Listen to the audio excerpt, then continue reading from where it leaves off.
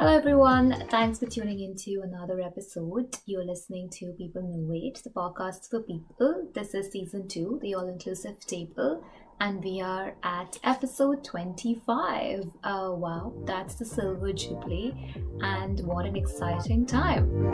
So we've reached the winter arc and we've reached 25 episodes and lost an hour, so we will be taking a short break in mid-January, but we will be back in January. Moving up quite quickly on the podcast front. I'm quite excited because the plan is to make the table bigger, but more about that in January. In today's closing episode for the December festive season, I thought of a logical conclusion to all the topics that we've been talking about and to set the tone for January episodes. And because we've been talking about mindfulness, I thought I should dissect mindfulness a little bit and talk about what is the problem that I see with mindfulness. Well, there's no problem with mindfulness. I just feel that the concept of mindfulness is glamorized so much today that we put an unrealistic burden on ourselves, thinking that becoming mindful is going to solve all our solutions, whether we are looking for a work-life balance or whether we are looking for establishing positive thought patterns or reducing stress in our life. We feel that as soon as we become mindful, we are automatically going to get a magical solution and just have this new life where all of our problems, stress, work-life issues just disappear.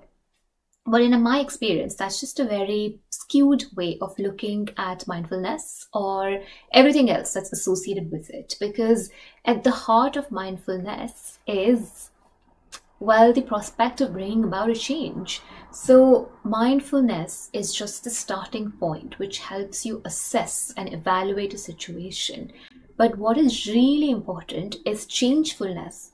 And there is only so much that you can change. A lot of the change comes from your external surroundings. So even if you become extremely mindful, even if you make a lot of changes in your daily life, you could still find yourself in situations that are not conducive to you because these are situations where no external changes can be made because there are no supportive factors. So for instance, just getting up every day and breathing in, breathing out, doing all these meditative exercises, journaling, will lead you somewhere. But it will not lead you to your eventual outcome if you are walking out on the street and breathing polluted air, or if you're walking into an environment that is dull, gloomy, and does not align with your value system or does not prioritize the things that you prioritize, or you are coming back and you have nowhere to go to seek advice or guidance. They are going to keep you trapped in a way and not allow you to achieve the kind of growth that you really want to achieve. Which is why I think mindfulness is one step, but what we really need to focus on, or at least I have learned in my personal experience as well, is changefulness. Can my mindfulness practices and can the learnings from my mindfulness allow me to bring changefulness? And where can I bring this change? Am I changeful? Is my surrounding changeful? Is my social circle changeful? Is my work life changeful? Is my work circle changeful? And the more we look at these things, the more we become better at learning, okay, what is it that I need to change? And if I can't change, where can I plant myself where I can change and find something that is conducive to me changing and to me growing? So I think sometimes that aspect or that part is missing in the mindfulness debate. And there is an unhealthy burden that is cast on a person to solve their issues by themselves because half the times all these issues are not our creation. So what mindfulness and changefulness, if you were to contrast them, I think mindfulness is something that teaches you to become self-sufficient in yourself, like reflect internally and solve issues within you. So if you're going somewhere, like turning up anywhere, let's just imagine you want to get up and find a way to reduce stress in your life. The first thing you have to do is understand yourself. What's stressing you out? Why is it stressing you out? What works for you? What doesn't work for you? But then you have to take all that information on a plate and go to an environment and negotiate to see if you can work with the external environment or not. So what changefulness requires is conversation and dialogue. And that's why these tables are important, because we can all go and be mindful, but our mindfulness is not really going to lead to conducive results if it can't inspire change. And all changefulness starts by putting in place systems and processes that allow that change to happen. And the only way that can happen is when five mindful people say gather together and talk about their own mindful practices and what they need to do and how they need to place their findings to bring about the change that's necessary. So I guess as we move towards the winter arc and as we meet at the conclusion of the winter arc next month, the question that we can start with is, have I found avenues to bring about changefulness? And not change, bring about changefulness, to inspire changefulness. Where do I want to see change? What is changeful? What is not? And maybe we can all just think about change during this winter arc and see where we can make it and where we can facilitate it.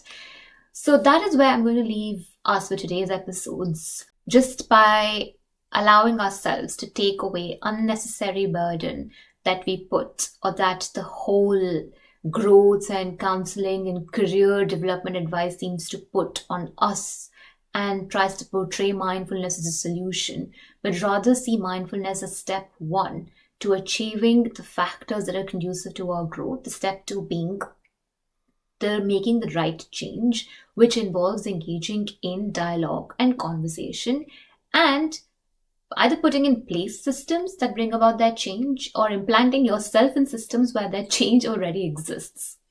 On that note, I'm going to talk about today's extract, which I think is actually quite bang on with respect to the point that I'm discussing.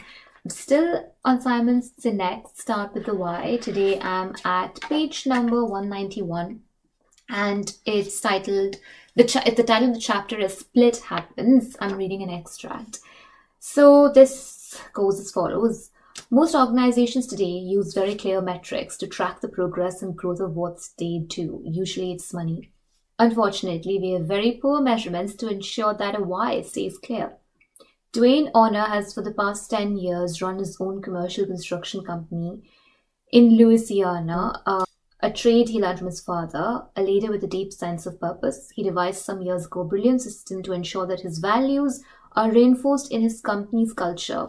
He figured out how to measure something most people can only pay lip service to: work-life balance. He believed that people should not spend all their time at work, but rather they should work to spend more of their time with their families. Every employee at his firm is required to clock in the morning and clock out in the evening, but there's a catch. They must clock in between 8 to 8:30 a.m. and out by 5 to 5:30 p.m. Stay any later and they're taken out of a bonus pool. Because employees know they have to leave by 5:30 p.m., wasted time has dropped to a minimum. Productivity is high and turnover is low. Consider how much you get done the day before you go on vacation. Now imagine every day is like that. That's what he figured out how to do, because he figured out how to measure a value he holds dear. That value is embraced. Most importantly, because his actions pass the salary test, others can clearly see what he believes. Now, money is perfectly legitimate measurement of goods sold or services rendered, but it is no calculation of value. Just because somebody makes a lot of money does not mean that he necessarily provides a lot of value. Likewise, just because somebody makes a little money does not necessarily mean he provides only little value. Simply by measuring the number of goods or the money brought in is no indication of value. Value is a feeling, not a calculation. It is perception.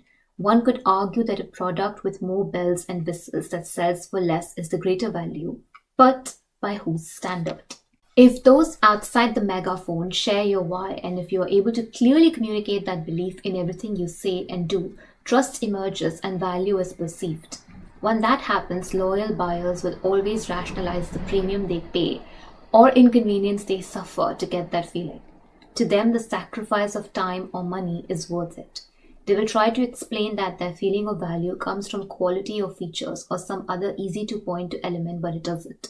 Those are external factors, and the feeling they get comes completely from inside them. When people can point to a company and clearly articulate what the company believes and use words unrelated to price, quality, service, and features, that is proof the company has successfully navigated the split. When people describe the value they perceive with visceral, excited words like love, that is a sure sign that a clear sense of why exists. Which means if you say, I love listening to your podcast episodes, or I cannot wait to listen to your podcast episode in January, it would mean that I am providing value. And that is, I think, what we need to bear in mind. Like, there has to be clear communication of the mindfulness information that we gather. And only then can we arrive at a bridge where proper value is created, in the absence of which I highly doubt that any amount of mindfulness is actually going to translate into the effect that we are seeking to bring about. On that note, I will take your leave, but I will see you in January, where we will talk more about changefulness and other things. And yes, expand the table. And let me just keep it here. Let you enjoy your water rock and think about making change, providing value, working on our whys, and improving our communication. So have a great festive season. Happy New Year, and I'll see you in 2020.